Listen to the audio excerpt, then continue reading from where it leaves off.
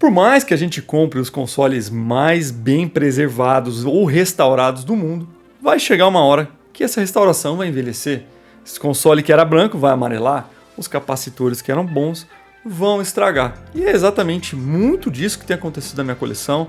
Eu já coleciono tem aí uns bons 10 a 12 anos e muitos consoles que eu comprei no começo da minha coleção estão começando não a apresentar problemas, graças a Deus a maioria deles não apresenta problemas, mas vamos dizer assim, a gente precisa ter cuidado com essas raridades nossas aqui e cada ano que passa estão ficando mais antigos. Pensando nisso, fazem 10 anos que eu não abro o meu PlayStation 1 Fat, chegou a hora de eu ver como ele está. Não que fazem 10 anos que eu não abro, porque no colecionismo você vai adquirindo outros hobbies, outras habilidades. Na verdade, é o que eu espero que todo mundo que coleciona desenvolva.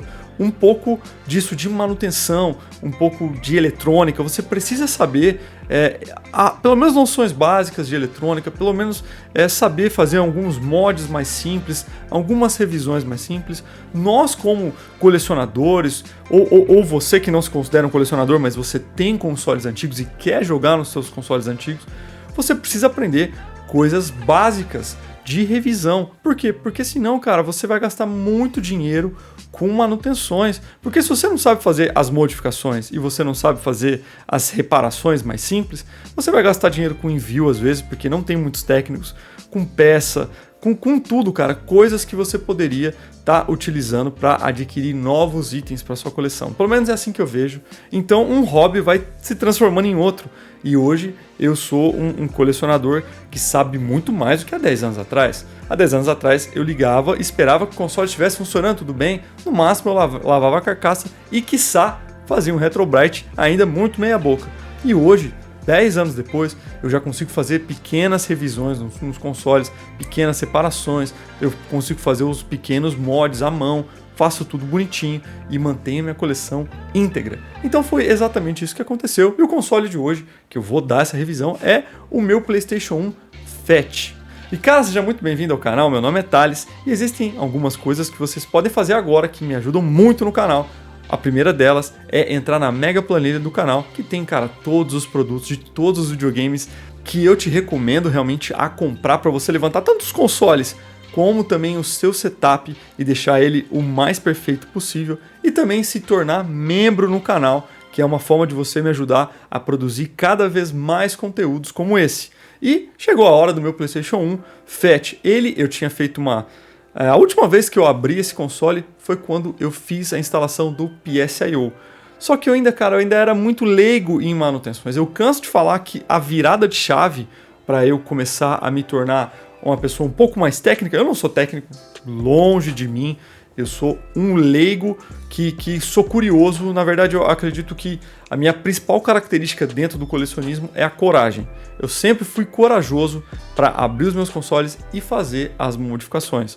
Então, o PSIO foi o primeiro mod que eu realmente fiz a mão, que eu realmente fiz. Eu não mandei para ninguém, eu não mandei para conserto, nada. Eu comprei o PSIO e falei, eu vou instalar isso aqui. Não sabia nada. Eu tinha um ferro de solda, mequetrefe, nada a ver, e eu consegui fazer a instalação. Porém, umas outras coisas que esse console já precisavam, eu não sabia fazer, então estava ali até hoje. Por exemplo, eu tinha o desbloqueio por chip no console e eu tinha o PSIO, coisas que não fazem sentido. Então chegou a hora de eu olhar mais de perto, ver se os capacitores estão bons, ver como está a fonte do console, ver também como estão a instalação de modo geral, remover também, porque ele é um console que está em PAL-M, mas ele é um console originalmente NTSC, e já está na hora de eu fazer um novo Retrobrite nessa carcaça dele aqui. E é isso que eu vou mostrar para vocês. Bom, peguei o console, a primeira coisa foi desmontar. Desmontei, bonitão, separei, e enquanto eu lavava a carcaça, deixava lá para secar, eu fui atacar o console realmente. Primeira coisa que eu fiz foi tirar essa porcaria PAL-M. Não sei por que existe isso. Que o Brasil teve que fazer uma coisa que é totalmente diferente do mundo. Seguir alguém, fazer um NTSC. Se quer seguir os europeus, faz o PAL ou o NTSC japonês. Por que invento dele? Só nós temos essa porcaria. E é incompatível com um monte de adaptador, conversor de imagem. Não tem os melhores resultados no PAL-M. tem que trocar e trazer para NTSC, que é o original do console. E foi exatamente o que eu fiz. E no PlayStation 1 é muito fácil fazer a transcodificação, voltar ele para NTSC. Você só tem que remover um fiozinho terra, que sempre está aterrado a perninha do capacitor aqui, está sempre aterrando aqui esse pontinho. Você remove e troca o cristal oscilador, porque eles colocam um cristal oscilador PAL-M. No caso do meu PlayStation 1 Fat, o cristal original estava na placa. E eu fiquei muito feliz, porque era só remover o fio e o cristal, e o meu console já estava em NTSC. Caso o seu não esteja, é só você colocar um cristal novo NTSC. É simples e vai funcionar, que é uma beleza. Bom, enquanto minha carcaça secava, finalizou de secar, eu coloquei ela para fazer o Retrobrite. E como é que eu faço o Retrobrite? Hoje eu faço de uma forma totalmente diferente do que eu fazia no passado. Hoje eu faço a vapor. Mas Thales, o que é Retrobrite a vapor? Eu vou explicar, super simples. Você vai utilizar peróxido de hidrogênio. Você vai pegar uma caixa plástica transparente e vai cobrir o fundo, mesmo com uma fina camada, com peróxido de hidrogênio. Cuidado, ele é muito corrosivo, os 200 volumes, use luvas, para que nenhum acidente aconteça. Você vai pegar algum suporte, eu utilizo copos de vidro, vai colocar lá e apoiar as carcaças do console em cima, fechar e deixar ao sol o dia todo. E você não vai precisar se preocupar com partes amareladas, vai clarear mais de um lado do que do outro, não, ele desamarela de uma forma única, assim, totalmente homogênea, perfeito. Mas Thales, ele não vai corroer a carcaça, não vai estragar? Cara, não vai estragar, por quê? Porque não há produto em contato. O produto ao sol, no ver o peróxido de hidrogênio, ele vai sofrer uma reação química e vai desprender oxigênio. O oxigênio em abundância ali dentro da carcaça, com luz UV e tudo mais, ele entra para dentro do plástico e desamarela o plástico por oxidação das moléculas ali amareladas. Então ele sofre uma oxidação plástico e fica zero bala. Sim, você pode passar a mão. Você vai ver que às vezes ele está um pouco úmido. O que é esse úmido? O peróxido de hidrogênio é H2O2, ou seja, ele libera oxigênio e se transforma em água. Então às vezes você vai ver que na tua carcaça vai estar um pouco úmido, é água. Simples assim, você pode passar um pano úmido e remover, ou você pode lavar sem problema nenhum. Enquanto fazia o Retrobrite, eu fui atacar os pontos que eu precisava fazer nessa carcaça. Já estava em NTSC, eu fui verificar a questão dos capacitores. E os capacitores estavam, pelo menos da fonte, estavam muito bons. Já fiquei animado, falei, opa, será que esse console está íntegro? Quando eu fui olhar os da placa do console, realmente estavam assim, somente 2 estavam bons. Todos os outros estavam condenados. E como eu não quero ficar abrindo o meu console 500 vezes por ano, eu fui lá e removi todos os capacitores. Thales, como é que você remove o capacitor? Eu, antigamente, removia com alicate e cortava o capacitor. Não é a melhor forma, não é a forma mais indicada, mas funciona. Eu hoje estou utilizando soprador de calor. Eu tenho uns redutores para o meu soprador de calor que funcionam exatamente para a placa de circuito. Jogo ali um fluxo de solda, vou com o soprador um pouco mais longe e vou com a pinça verificando quando que ele vai soltar, para que eu também não fique forçando muito o ar ali e desprenda tudo, resistor, capacitor SMD, saia voando da minha placa. Então eu vou com todo o cuidado do mundo e removendo todos os capacitores. E depois é só colocarmos capacitores novos. E aí você vai, olha a capacitância certinho, a voltagem de cada um, compra os kits bonitinho. Eu até estou precisando comprar uns kits um pouco melhores de capacitores, mas esses capacitores estão bons. Como que eu sei que estão bons? Eu tenho um testador de componente eletrônico que eu coloco e vejo a capacitância real, o SMR real, tenho o capa-check, eu checo bonitinho para ver se está tudo dentro da normalidade. Passou nos testes, eu instalo no console.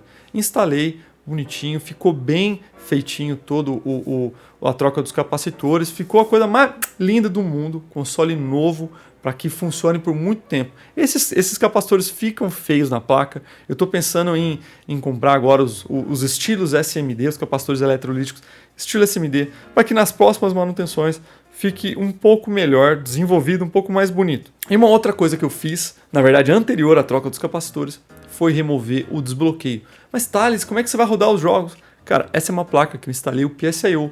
Não tem por que eu ter um desbloqueio de chip aqui que vai ficar enviando o código para o console. Eu não preciso ter esse monte de cabo aqui, então eu removi tudo e deixei o console realmente limpo, NTSC, sem nenhuma gambiarra por cima da placa. E também devolvi o amassado.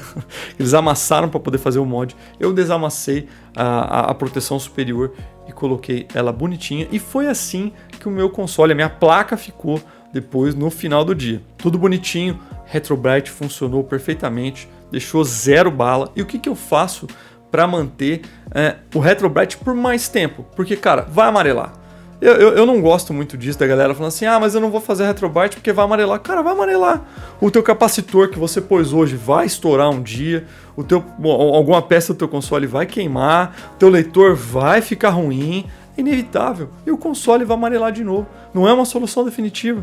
Igual uma manutenção, uma troca de um componente não é uma solução definitiva. Pode ser que com o tempo ele amarele de novo, pode ser que com o tempo ele estrague. Então eu lido com o Retrobrite como uma manutenção. Da mesma forma que eu tenho que trocar capacitor, da mesma forma que eu tenho que olhar para ver uma trilha, consertar uma trilha, trocar um resistor que abriu, alguma coisa do tipo, eu preciso fazer um Retrobrite de vez em quando e para mim tudo certo. Mas existem produtos que podem prolongar a vida útil do teu Retrobrite. Quais são eles? Eu utilizo o Restaurax da Vonix. Ô Vonix, patrocina nós aí, pô.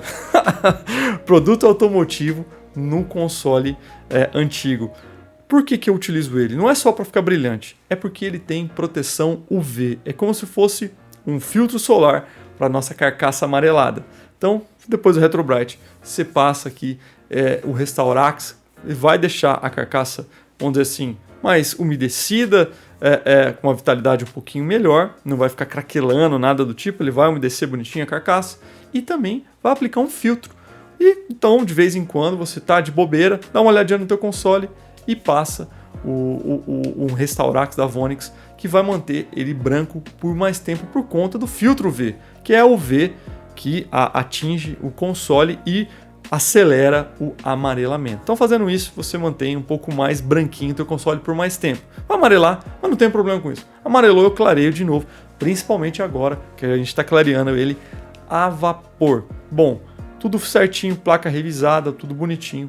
Eu montei o console já naquele medo, né? Porque toda vez que a gente mexe num console, por mais que você seja técnico, por mais que você faça tudo direito, é sempre uma surpresa. A gente não sabe o que pode acontecer. Vai saber se aqueles capacitores já estavam acostumados a passar corrente daquela forma, já não estava segurando a ESR mesmo, já estava passando um pouco mais, e os componentes já estavam acostumados àquela corrente, aí você troca e ele vai falar, caramba, eu tô trabalhando direitinho, o que está acontecendo aqui? E morre alguma coisa na placa. Pode acontecer, mas graças a Deus montei, fiz o teste, está funcionando perfeitinho e é o console que eu jogo o tempo todo, é o console que eu zerei Resident Evil 1 em live com vocês no canal e eu tinha acabado de fazer a revisão, então eu zerei Resident Evil 1 inteiro com o console revisado, fazendo teste para ver até onde o console aguentava e tudo mais, e agora eu tô com o meu PlayStation Fat devidamente restaurado e pronto para outra. Agora a gente já pode comprar outros consoles, porque esse aqui vai durar muitos e muitos anos. E é isso que eu falo para vocês. O hobby às vezes vai mudando um pouco, não é só colecionismo, não é só adquirir os consoles ou montar setups, que hoje em dia é o que meu coração, vamos dizer assim, mais vibra. Eu amo montar o setup, eu amo fazer teste de cabo, eu amo comprar conversores, switches e montar e ter realmente a melhor imagem possível nas nossas televisões modernas, é algo que eu gosto muito, mas eu também gosto de cuidar dos meus consoles, cuidar dos meus itens, e é por isso que eu estou visitando todos os meus consoles, principalmente aqueles que eu comprei há mais tempo, para que eu possa deixar eles o mais bonito possível. E é isso que eu desafio você, dá uma olhada na tua coleção, vê aquilo que você comprou há muitos anos, que às vezes você precisa de um cuidado, por mais que no passado você fez, 5 anos é suficiente para sujar a placa, estourar algum capacitor e algo de ruim acontecer. Por isso uma revisão e um olhar clínico um pouco mais de perto vale muito a pena. E eu espero que vocês tenham gostado do vídeo de hoje, eu vou ficando por aqui, um forte abraço a todos.